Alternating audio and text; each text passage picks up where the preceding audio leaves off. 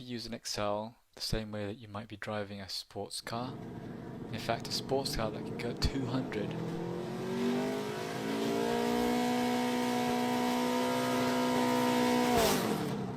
And you're driving in first gear at something like 30. Now, yeah, it goes pretty fast from 0 to 30 in first gear, but you're not going to take it much faster. In fact, if you imagine watching a Ferrari drive past in first gear, revving hard, you'll think that driver doesn't know how to use the car. You know, it could be the same with you in Excel.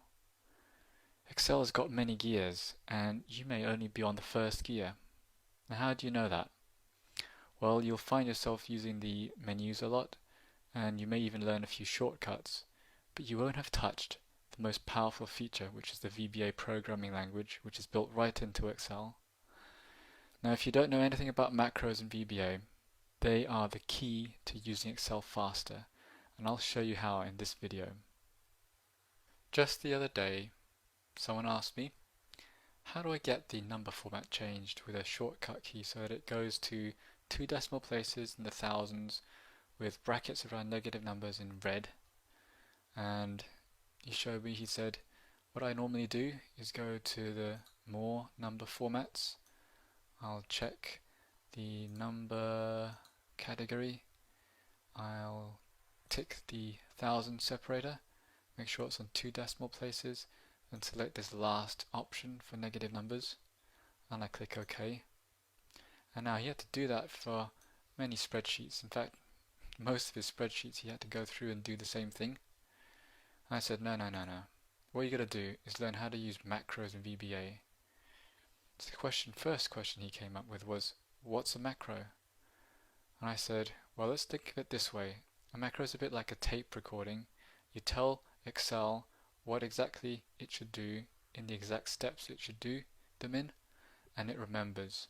So just like a tape recorder, when you switch it to record, it remembers what you say, and then it plays it back word for word.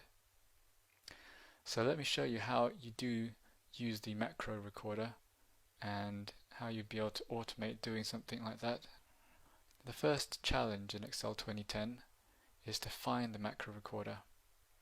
It's actually down here on the bottom left, and it shows at the moment that no macros are currently recording. To make this more useful though, I want to show the developer tab. That's the first thing we're going to do then. So we'll head over to the File menu, down to Options. We'll click on Customize the ribbon, and over on the right, in the main tabs, we're going to find the Developer tab. That's got macros and VBA options in it. So I'll click that, and then head over to the OK button. Now you'll see the Developer tab. If I click on that, you'll see that I can record a macro. So let's just do this macro. We'll record it for that one cell, and we'll see what happens. So click on Record Macro. It's going to ask for a name.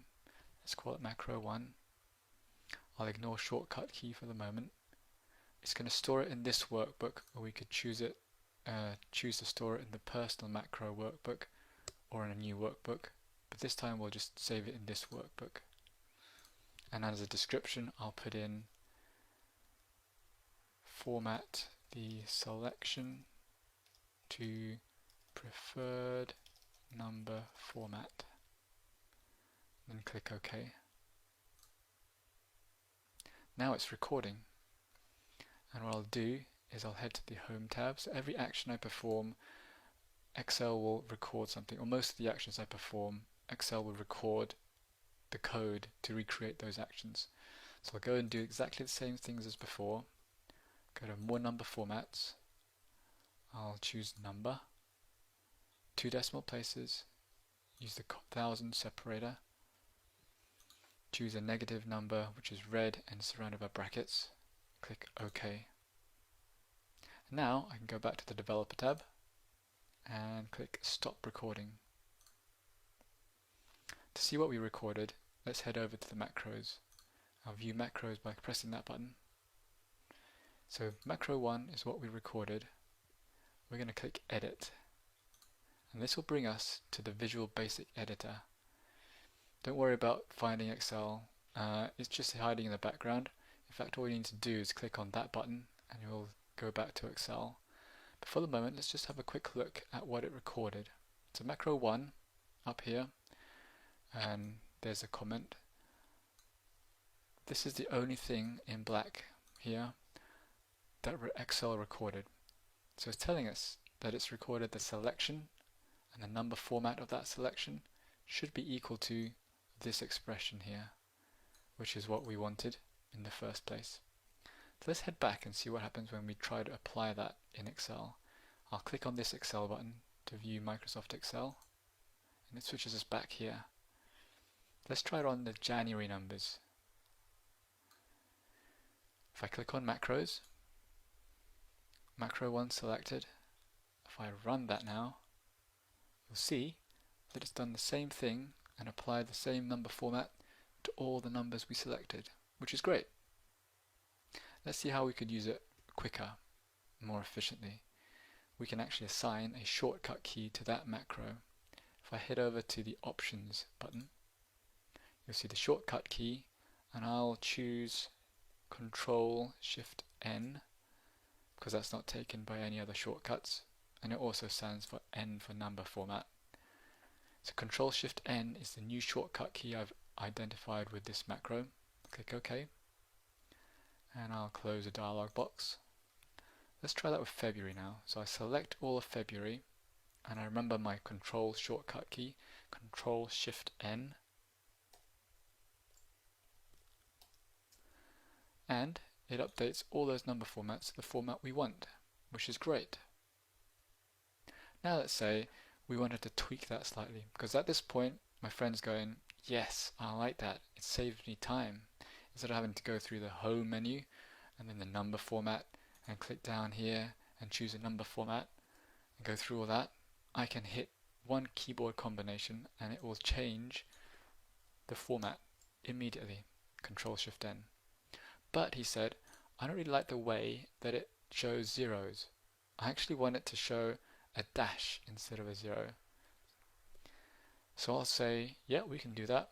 Same macro, we'll just edit it and look at the VBA, which is the language it's written in. So to do that, let's head back to the Developer tab. We will go in, click on Visual Basic, because this brings up the Visual Basic editor. And where we have macro 1, we'll head over to the only line of code there is, and remember, this is written in Visual Basic for Applications, which is what VBA stands for.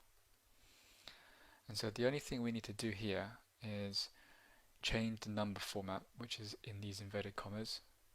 To make the 0 appear as a dash, what we'll do is add a semicolon, we'll put a dash in for the 0, and we also want there to be a space afterwards, so I'll do an underscore, and the space needs to be the same width as a close bracket symbol, to be the same width as these other ones.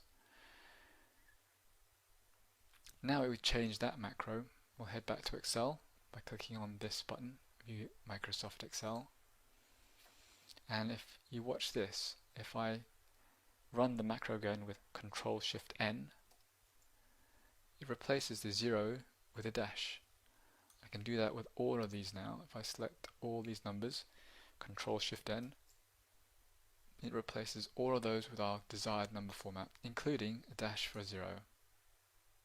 So that was a quick introduction to how you could use macros in VBA.